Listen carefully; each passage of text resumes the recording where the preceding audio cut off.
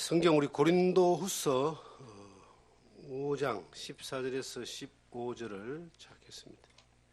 신약 성경 고린도후서 5장 14절입니다. 그리스도의 사랑이 우리를 강건하시는도다. 우리가 생각하건대 한 사람이 모든 사람을 대신하여 죽었은즉 모든 사람이 죽은 것이라. 그가 모든 사람을 대신하여 죽으심은 살아있는 자들로 하여금 다시는 그들 자신을 위하여 살지 않고 오직 그들을 대신하여 죽었다가 다시 살아나신 이를 위하여 살게 하려 함이라. 아멘. 성도가 살아가는 이유, 고린도서 5장 14절 15절의 말씀을 통해서 함께 주님 안에 나누기를 원합니다. 우리가 왜 사느냐 하는 질문을 수없이 던집니다.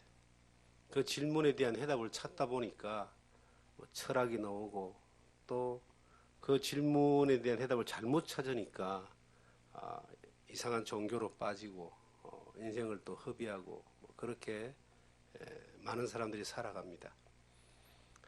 우리나라의 한 해에 살아가는 이유를 제대로 찾지 못해가지고 그냥 일찍 스스로 죽겠다 해서 죽는 사람들이 한 해에 꽤 많습니다. 한 2만 명 정도 될까 그럴 거예요.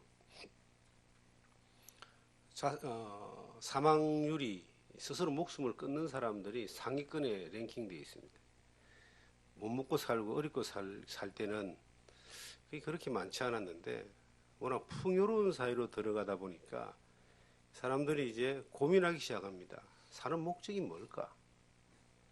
그런데 열심히 살아보지만 살아야 되는 이유를 발견하지 못할 때, 또 삶의 목적을 상실했을 때 스스로 생명을 끊는 사람들이 많이 나옵니다. 근데 그런 사람들을 볼 때 안타까운 마음도 있지만 참 그들에게 살아야 될 이유 한두 가지만, 한 가지만이라도 있었다면은 저렇게 쉽게 고귀한 생명을 스스로 끊지는 않을 텐데 이런 생각을 할 때가 있습니다. 요즘은 인터넷에 이상한 사이트들이 있다 그래요. 혼자 죽기 조금 심심하고 외롭고 두려우니까 같이 죽자 이렇게 해서 그런 사람들이 모여서 또 집단으로 몇 명씩 이렇게 그런 사고가 나는 것들을 뉴스를 통해서 심심찮게 우리가 보게 됩니다. 어떤 사람은 자기가 살아가는 이유를 이제 만들어서라도 살려고 하는 사람들이 있습니다. 나는 자연이다라고 하는 그런 프로를 저도 자주 봅니다. 재밌어요. 대부분 그 인생을 살면서 큰 어려움을 겪거나 실패를 하거나 아니면 생명 위험을 느낄 정도의 병을 가졌던 사람들이 이제 살기 위해서, 회복하기 위해서 산속으로 들어갑니다. 왜 산속으로 들어갈까 하고 생각을 해봤어요. 자기가 스스로 해결하지 못하고 견디내지 못하는 압박감과 스트레스를 피해서 아무도 없는 산속으로 왜 들어갈까? 사람이 가지고 있는 스트레스가 사람이 살면서 경험하는 스트레스가 크게 두 가지 같아요. 사람으로부터 오는 스트레스하고 돈으로부터 오는 스트레스입니다. 근데 그걸 이제 견딜 수 없어서 피해가 산에 가서 삶의 이유를 찾는 거예요. 건강이든 회복이든 치유든 어떤 산에 가서 막 땀 흘리고 막 집을 짓고 그러면서 이제 건강해집니다. 그런 사람들이 TV에 자주 나와요. 이래 보면은 40대, 50대, 60대 되는 사람들이 그 프로를 상당히 많이 본대요. 공감을 많이 하거든요. 본인들도 살아가면서 그런 과정을 겪고 살고 있고 겪었거나 아니면 지나왔거나 막 그러면서 야, 나도 언젠가 저래 살았으면 좋겠다 하는 그런 로망을 많이 가집니다. 특히 남자들이. 뭔가 이유를 찾은 사람들은 그래도 살아요. 이유를 못 찾는 사람들은 살다가 그냥 무너집니다. 어떤 사람들은 저는 우리 집도 저도 이제 그 집에 개도 있고 강아지 고양이도 있지만 그냥 집에서 뭐 집을 지키거나 아니면은 같이 지내는 또 키우는 그런 뭐 동물 정도로 생각을 합니다. 그 고양이나 그 개나 강아지에게 뭐 비싼 뭐 옷을 사주거나 집을 사주거나 아니면 영양제를 먹이거나 그러지 않습니다. 그냥 사료 먹이고 기본적으로 이렇게 주변에 시골에 살 수 있도록 그렇게 환경을 이제 만드는데 어떤 사람들은 그 자기가 키우는 반려동물에게 삶의 이유를 부여하는 사람들이 있어요. 그래서 사람도 먹지 못하는 막 음식들을 먹이고 자기보다 더 비싼 옷을 막 입히고 뭐 그런 것들을 보게 됩니다. 어떤 사람은 그렇게 하다가 그 반려견이 이제 나이가 많아서 죽었어요. 우울증에 걸리고 따라 죽는 사람도 있다더라고요. 그 사람들은 왜 그럴까? 삶의 이유가 그 반려견이나 반려동물에게 있었기 때문에 그게 무너지니까 삶의 이유가 없다 생각해 죽는 거예요. 실제 그런 뉴스를 본 적이 있습니다. 어리석게 보이지만 사람은 뭔가 자기가 살아가는 이유를 목적을 가지고 그게 뚜렷할 때 그 삶을 그렇게 살아가는 거예요. 그런데 예수를 믿는 여러분들, 하나님을 믿는 우리는 과연 우리의 삶의 이유와 목적이 뭘까요? 하나님은 우리를 너무 사랑하셔가지고 이 본문에 나오는 말씀처럼 한 사람이 모든 사람을 위해 죽었은즉 모든 사람이 죽었다 이렇게 기록하고 있습니다. 그 한 사람이 예수 그리스도입니다. 하나님이 우리를 너무 사랑하셔가지고 이 세상에 오셨습니다. 인간의 몸을 입고 독생하신 하나님으로 오셨습니다. 그분이 나의 모든 죄를 인류의 모든 죄를 다 담당하시고 십자가에 피 흘려서 죽으셨어요. 그 한 사람이 죽었어요. 그런데 그 한 사람 안에 모든 사람이 다 죽었습니다. 이 말은 모든 사람의 죄를 예수님이 다 갚았다는 이야기예요. 모든 사람의 죄값을 예수님이 다 담당했다는 이야기예요. 예수가 십자가에 못 박힐 때 하나님은 아담 이후에 모든 사람의 죄를 예수님 등 뒤에 딱 뒤집어 씌워가지고 못 박아서 피를 흘려서 죄값을 다 갚아놨어요.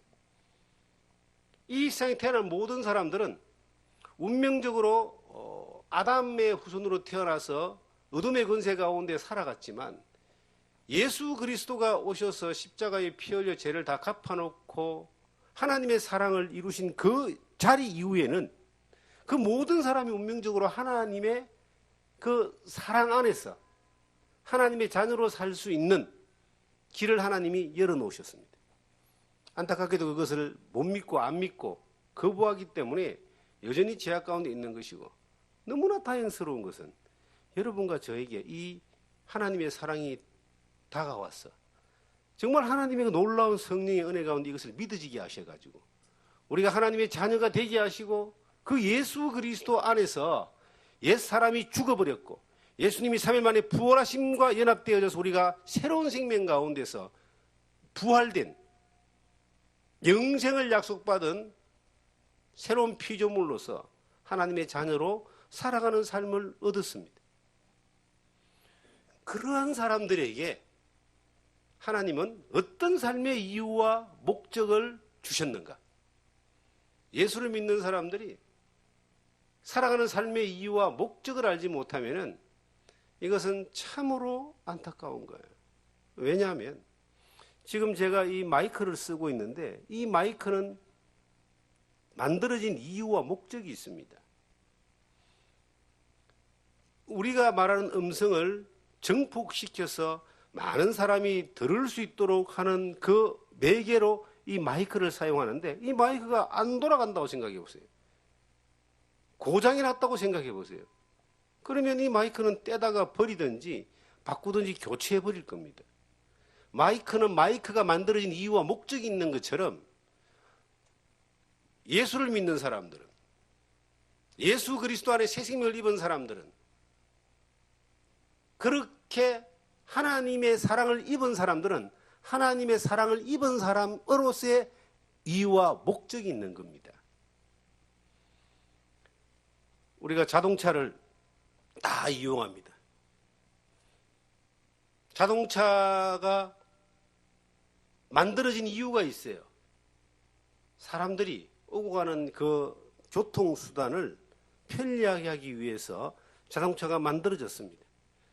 그런데 저 자동차가 시동이 걸리지 않고 앞으로 나가지 않고 뒤로 오지 않는, 작동을 하지 않는다면 이 자동차는 뭐가 되겠습니까? 고철덩어리. 집 앞에 있으면은, 비좁은 집 앞에 있으면은 자리만 차지하는 고철덩어리밖에 안 되는 거예요. 지어진 목적과 사용의 목적이 맞지 않을 때는, 그 기능을 상실했을 때는 아무 소용없는 흉물 덩어리로 그렇게 바뀌어집니다. 자동차는 자동차가 만들어진 이유와 목적이 있어요.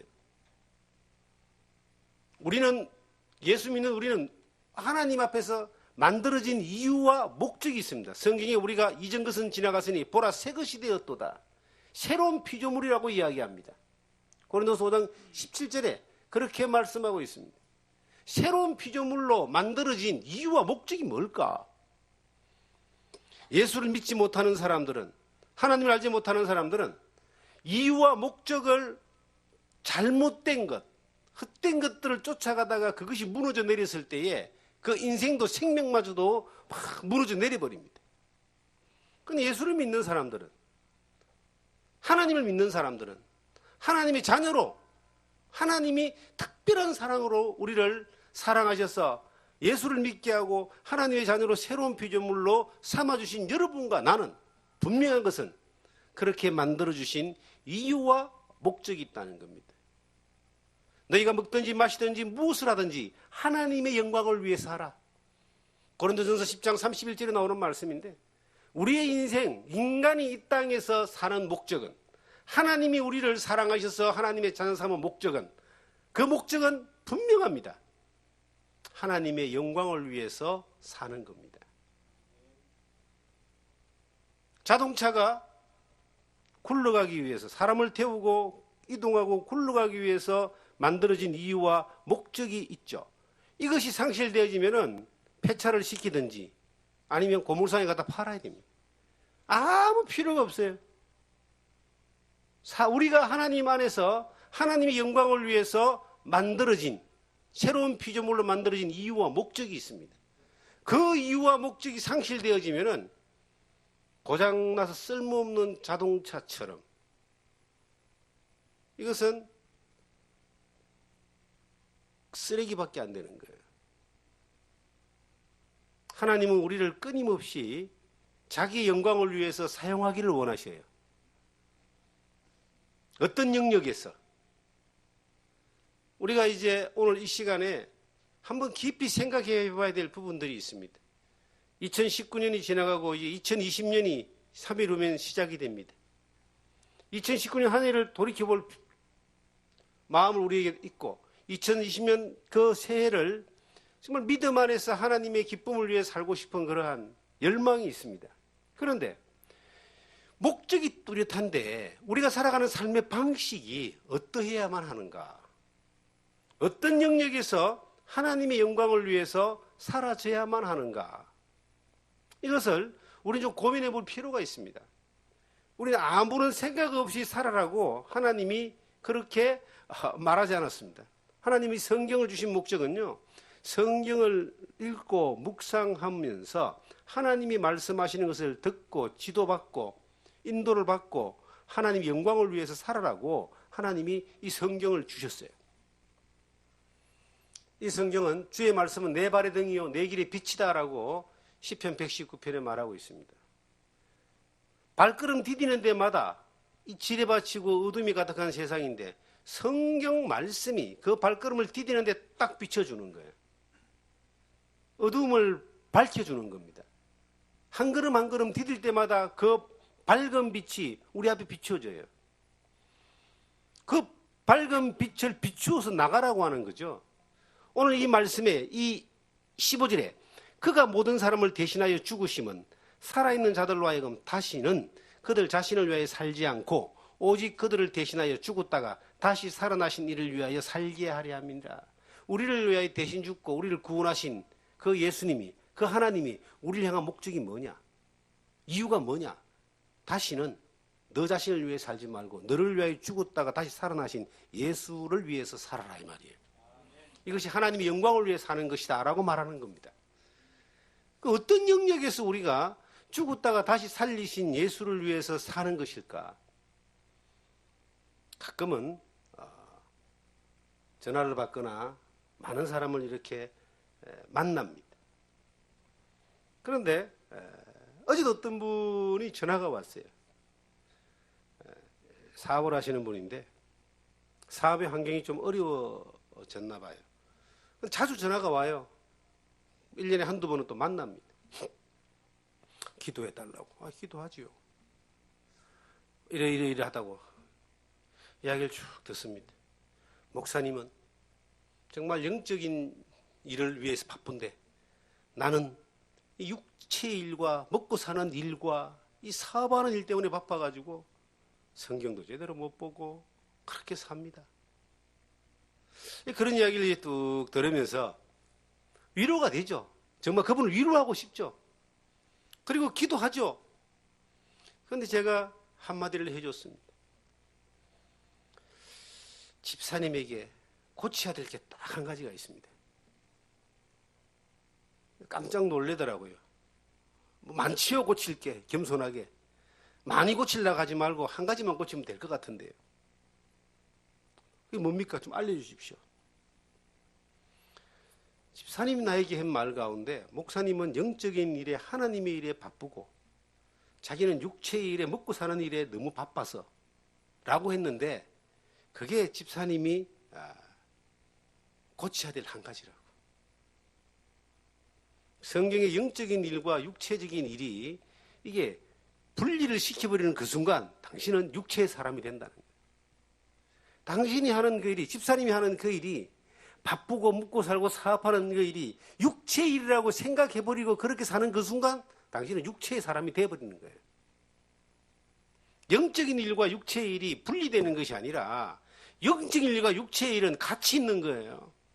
내가 살아가는 일 자체가, 삶 자체가 하나님의 영광을 위해서 나를 위해 죽으시고 부활하신 예수 그리스도를 믿는 믿음 안에서 사는 삶의 모습이라면 그것이 직장 생활이든 사업을 하는 것이든 그리고 내가 살아가는 먹고 살기 위해서 바쁜 일이든 그 모든 것들이 영적인 일입니다. 그런데 그걸 스스로 분리를 시키기 때문에 집사님은 육체 일만 하고 사는 거예요. 저는 그게 분리된 것이 아니라 살아가는 삶 전체 자체가 성경을 보든 기도를 하든 땅을 파든 운동을 하든 누구를 만나든 그 모든 것들이 분리되지 않고 하나님의 영광을 위해서 라는 삶으로 예배의 삶이고 영적인 삶입니다. 그걸 한번 제가 전화상으로 하지만 안타까워서 알려드렸습니다. 깜짝 놀랐습니다. 그분이. 그리고 좀 터닝 포인트가 되는 것 같아요. 우리가 살아가는 삶 가운데서 주를 위해서 살고 하나님의 영광을 위해 사는 영역이 어떤 거라고 여러분들은 생각하십니까?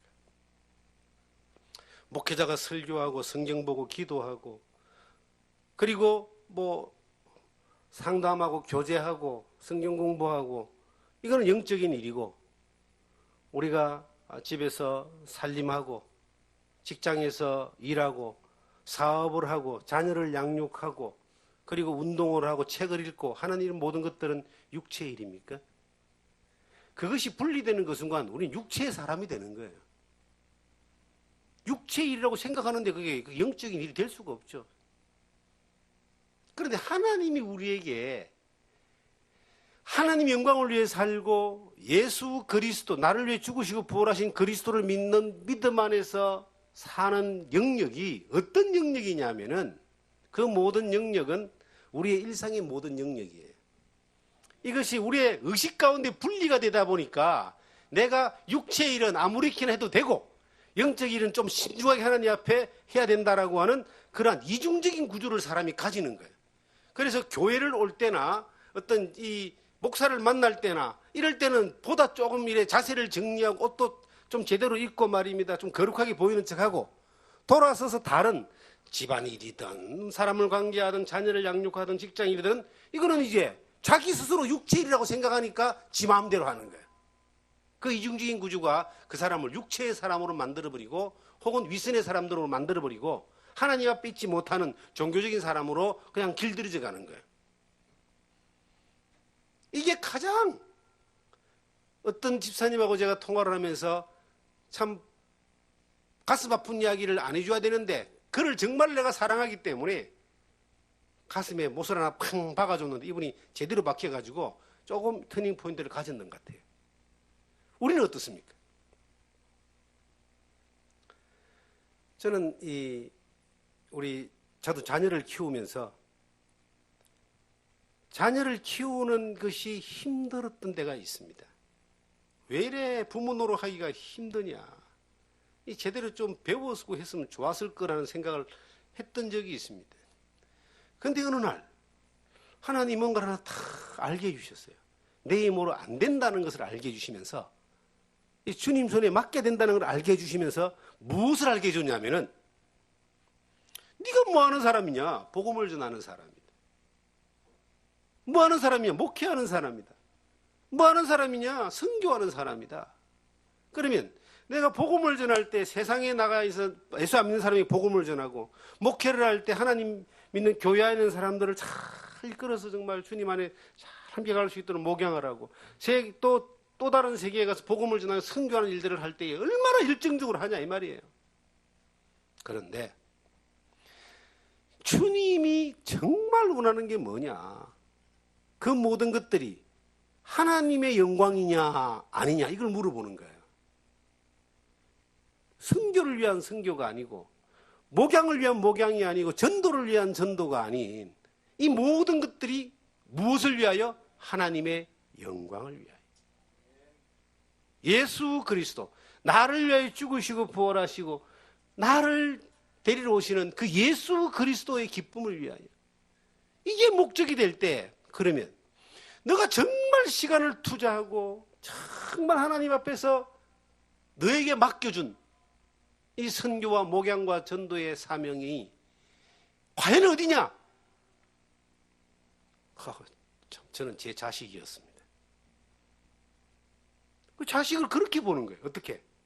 하나님이 내게 맡겨주신 선교의 대상으로. 의식이 팍 바뀌어졌어요. 우리가 선교할 때 많이 참을 수 있고 기도할 수 있고 수많은 실패 앞에서 좌절하지 않고 늘 주님 도우심 바라보면서 끝없이 도전하면서 인내하잖아요. 그러면 하나님이 내게 맡겨주신 그 선교와 전도와 목양에 한 사람으로 내 자녀를 하나님이 주셨다는 거예요. 그러면 자녀를 양육하면서 힘들다라는 말을 불평을 할 수가 없는 거예요. 우리가 선교지 나가서 선교하면서 불평하는 정말 제대로 된 선교사는요. 선교하는 그 삶 가운데 불평, 원망, 좌절, 절망하지 않습니다. 왜냐하면 불평, 원망, 좌절, 절망 자체가 선교의 과정으로 하나님의 은혜의 과정으로 받아들이기 때문에 선교하러 가잖아요. 그러면 우리가 자녀를 양육하는 가운데서 이 자녀를 양육하는 이것이 영적인 일일까 육체의 일일까? 저는 그것이 영적인 일의 영역이라는 걸 받아들인 거예요. 하나님 내게 맡겨주신 영적인 영역이라는 사역이라는 이것을 발견할 때에 더 이상 불평불만을 하지 않습니다. 어떤 상황에서도 감사하고 기적을 바라보고 하나님 도움을 바라보면서 나갈 수 있었어요. 그게 놀라운 터닝 포인트였습니다. 그 의식이 한번 딱 바뀌어지고 난 이후에 그 자녀가 있고 또 자녀가 있고 우리가 또 자녀가 또 자녀를 놓겠죠. 제게 허락되어 있는 그 직계 가족에 대한 영역이 마찬가지입니다. 그렇게 되어지는 거예요. 부부 사이가 참 어려운 사람들이 있습니다. 정말 의외로 그 부부가 장난이 아니라 왼수 아닌 왼수들이 많아요. 자, 정말로 우리 시대에 이 가정생활이 부셔져 버린, 파괴돼 버린, 무너져 버린 그런 사람들이 의외로 많습니다. 그런데 누구나 다 그렇게 갈등을 가질 수 있고 갈등이 될 수 있는 사항들이에요. 현 상황. 물질 만능주의이기 때문에, 그리고 이게 사람과 사람 사이 비교를 하면서 늘 더 자기 욕심을 채우고자 하기 위해 더 큰 욕심으로 기대로 상대편을 뽑기 시작하면은 누구나 다 힘들어질 겁니다. 그런데 성경은 아내를 사랑하라 그랬습니다. 네 몸같이 사랑하라 그랬습니다. 아내에게 남편에게 복종하라 그랬습니다. 죽게 하듯 복종하라 그랬습니다. 자, 그러면 가정생활의 부부생활이라고 하는 그 과정도 이게 육체의 생활이고 영적인 생활과 분리된 걸로 생각을 하기 때문에 이게 문제가, 모든 문제가 거기서 옵니다. 그리스도인들의 모든 문제가 그 삶을 분리시켜버리기 때문에 오는 거예요. 내가 내 마음에 안 드는 배우자에 대하여 사랑할 수 있다. 원수를 사랑하라 그랬는데 아내가 원수라도 사랑해야 되는데 주님이 우리 가운데 맡겨주신 그 영역이, 선교의 영역이, 삶의 예배의 영역이, 하나님 영광을 위해 사는 영역이 내 가정이라는 거예요. 아내와 남편을 서로 사랑하고 존중하고 세워주고 이해하고 용서하고 가는 모든 것들이 하나님 앞에서 하나님 영광을 위해서 살아가는 영적인 영역인 겁니다. 그러면 정말로 내 마음에 안 들고 힘든 배우자를 하나님 만나게 해 주셨다면, 저는 그렇지 않습니다. 그랬다면은 그 배우자를 만나게 해주신 것이 하나님이고 하나님 영광을 위해서 하나님이 허락하셨다면 그 배우자와 함께 사랑하고 하나님의 기쁨을 위해 살도록 우리가 하는 모든 것들이 하나님이 내게 맡겨주신 영적인 사역이 되는 거예요. 그 영적인 사역으로 내가 자세를 잡고 가면은 그 가정은 정말 하나님이 기뻐하는 가정으로 변화될 수밖에 없습니다. 왜? 하나님이 개입하시고 도와주시니까. 세상에 살아가는 사업의 영역이 너무 바쁘다. 제가 조금 전에 통화했던 그분이 참 목사님은 좋으시겠습니다. 늘 성경 보고 그 좋은 곳에서 예배드리고 영적인 삶을 사니까 죄도 안 짓고 자기는 육체적인 일, 먹고 사는 일을 바빠가지고 성경 하루에 일주일에 성경 한 자도 못 봅니다. 그 한탄함을 들을 때에 그분의 가장 큰 이 허점이 자기 스스로 그렇게 사는 것이 육체적인 일이라고 결정을 짓고 그렇게 살아버리기 때문에 안 되는 거예요. 그 사업도 어떤 사람은 직장생활 한다고 봅시다. 직장생활 하면서요, 이놈의 직장 내가 언제 그만둬야지 하면서 막 직장 상사 욕하고 흉보고 언제 다 분노하고 그러고 또 일주일 월요일날 이제 출근할 때는요 정말 도살장에 끌려가는 그러한 소처럼 인상 팍 쓰고 이렇게 쭉 늘어져 갑니다. 대부분의 사람들은 그럴지도 모르지만 내 안에 예수 그리스도의 큰 사랑이 머물러 있고 하나님의 영광을 위해 사는 이유와 목적이 뚜렷한 사람은 직장을 갈 때 이 상사가 좀 나쁘고 직장 환경이 어렵고 월급도 그냥 작게 주고 일도 많이 시키고 그런다 할지라도 내가 그곳에 몸담게 되는 그것도 하나님 인도하셔서 그렇게 몸을 담게 하셨고 그곳에 갈 때 내가 그곳에 아골골짝 빈들에도 복음 들고 가고 소돔 같은 곳에서도 말씀 나누러 가는 게 사역인데 그 직장에 갈 때 나는 오늘 선교지로 떠난다 하고 이제 가는 거예요. 선교지로 떠난다. 선교지로 출근한다. 그곳에서 하나님의 영광을 위해서 주님이 기뻐하시는 일들을 내가 살아간다면 그 직장은 지옥이 아니라 그 직장은 예배 처소가 되고 기도 처소가 되고 선교지가 되고 사역지가 되는 겁니다. 우리가 하나님 안에서 살아져야 되는 그 하나님의 기뻐하시는 그 삶의 영역이 특별하게 뭐 인도를 가고 필리핀을 가고 아프리카를 가서 복음을 전하고 사역하는 이러한 것만이 아니라 내가 지금 있는 그곳, 내가 사는 그곳, 내가 지금 가는 그곳, 내가 일하는 그곳이 주님이 나를 보내신 선교지고 주님이 내게 허락하신 사역지고 그 주님이 나와 함께 역사하시는 역사의 현장인 겁니다. 우리가 흔히 이제 제 나이 되는 사람들이 많은 이야기를 합니다. 나이를 이래 먹으니까 여자들은 남성 호르몬이 팍팍팍 나와가지고 이제 막 이 강해지고 말도 막 강해지고 말도 많고 그냥 막 이길라 그러고 막 남자들은 여성 호르몬이 나와가지고 이제 얌전해지고 참아지고 조용해지고 그런다라고 대부분 그렇게 이제 이야기를 해요. 그런 대부분 그렇게 의학적으로 맞는 이야기일 수도 있습니다. 그런데 저는 아직은 여성 호르몬이 나오지도 않고 남성 호르몬이 죽지도 않고 그대로예요. 제 아내는 보니까 좀 나오긴 나오는 것 같아요. 그런데 제가 여성 호르몬이 많이 나와가지고 남성 호르몬이 줄어들어가지고 점잖해지고 참아지고 기다려지고 견뎌지고 그냥 온유해지고 전혀 그렇지 않습니다. 저는 거기에 나는 속지 않아야 된다고 생각을 해요. 그리스도 안에서 주님 안에 살아보다 보니까 살아가는 환경 가운데 내가 내 아내와 더불어서 살아가는 그것이 주님의 명령을 따르는 것이고 그것이 사역이고 그것이 내게 맡겨진 하나님의 은혜라고 받아들여지니까 그렇게 사라지는 거예요. 날이 갈수록 더 좋아져야죠.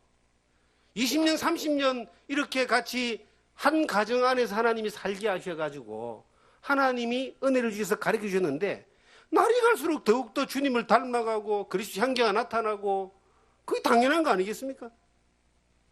말씀을 따라 움직이지는 이것이 그것이 주님을 사랑하는 것에 대한 표현입니다.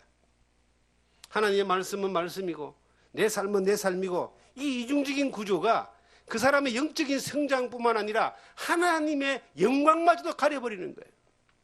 성경 요한복음 14장 21절에 보시면 여기를 잡으시고 요한복음 14장 21절을 보시면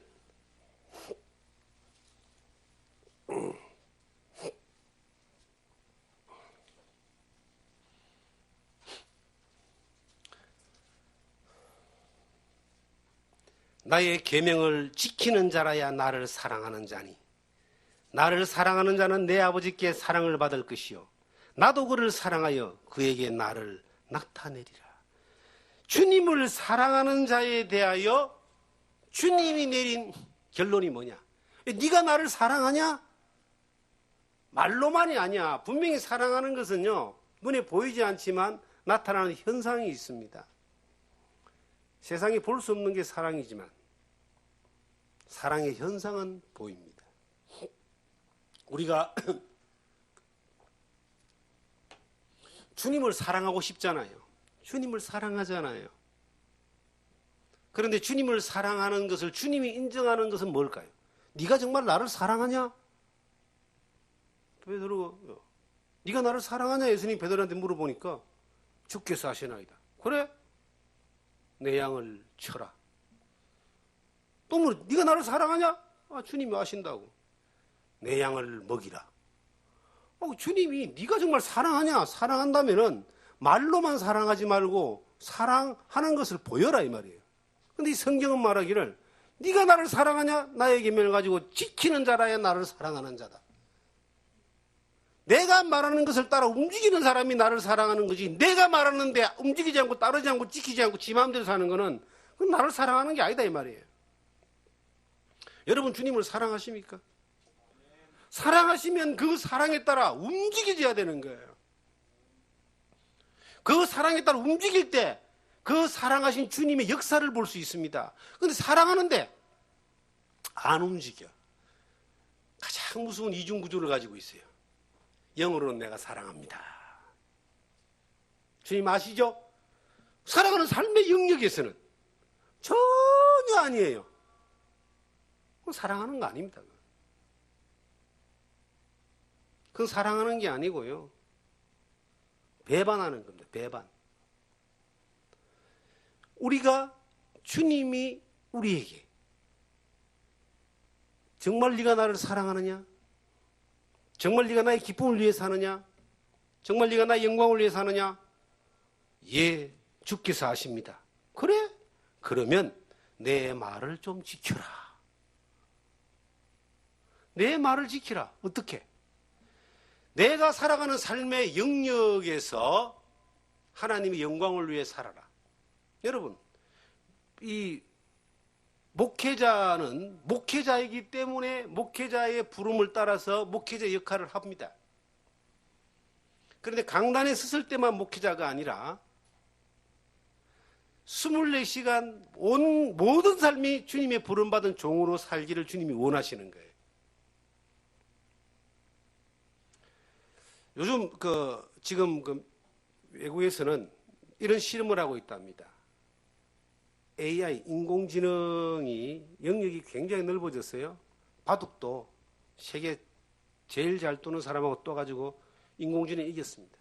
체스도 인공지능이 이겼습니다. 머리 쓰는 거는 인공지능이 다 이깁니다. 그래서 영역을 자꾸 넓히는데 이런 시험을 한답니다. 설교자를 인공지능을 가지고 한다는 거예요. 실험을 한다는 겁니다. 전 세계의 가장 유명한 설교자의 모든 데이터를 다 넣어놓고 거기에서 어떤 주제만 딱 누르면 가장 멋있는 설교를 한번 쫙 인공지능이 해주는 것들을 지금 준비하고 있다는 거예요. 자, 아마 설교가 세계 최고의 어떤 신학적으로 철학적으로 설교학적으로 최고의 설교를 뽑아낼 수 있을 겁니다. 그런데 설교자가 이 설교하는 요 내용만을 이야기하는 것을 가지고 하나님은 그를 사역자로 쓰지 않는다 이 말이에요. 그럼 웅변가를 쓰죠. 정치가를 쓰고. 나는 세상에 참 정치가들이 재밌어요. 이 정치가들은 어떤 사람이 그러더라고. 정치가들은 위장병이 없다 그래요. 왜냐하면 양심이 없기 때문에 이 속거리를 안 한다는 거예요. 그런데 이 하나님 앞에 사역자는요, 살아있는 양심이 있습니다. 하나님 앞에 거룩함이 있습니다. 이 거룩함과 살아있는 양심이 있기 때문에 하나님의 생명이 같이 전해지는 거예요. 그 삶 전체가 함께 전해지기를 원하는 겁니다. 설교자를 그렇게 부름받았으면 그 일을 하는 거예요. 해야 되는 겁니다. 여러분들은 주부로 부름을 받았어요? 네. 주부가 집에서 살림 사는 것도 주님의 일이다라고 하면 얼마나 보람 있겠습니까? 속썩이는 자녀 양육하면서 이게 하나님이 내게 맡겨주신 선교고 사역이다라고 그렇게 받아들이면 놀라운 변화가 일어나요. 놀라운 변화가. 본인한테서 변화가 일어나면 상대편도 반드시 변화가 일어나게 되어 있습니다. 그게 하나님의 방법인 것 같아요.